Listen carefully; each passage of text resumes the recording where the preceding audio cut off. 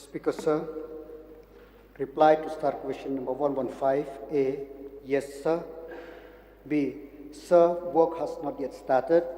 C, the identification of dilapidated school building is under progress.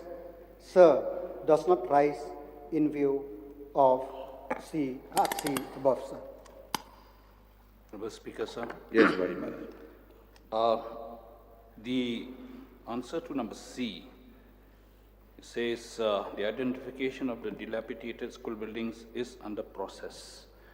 I heard the Minister saying under progress. Is it process or progress, sir?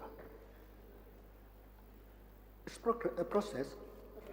Under process. Yeah. Process means processing. Progress means it's gone ahead. So anyway, sir,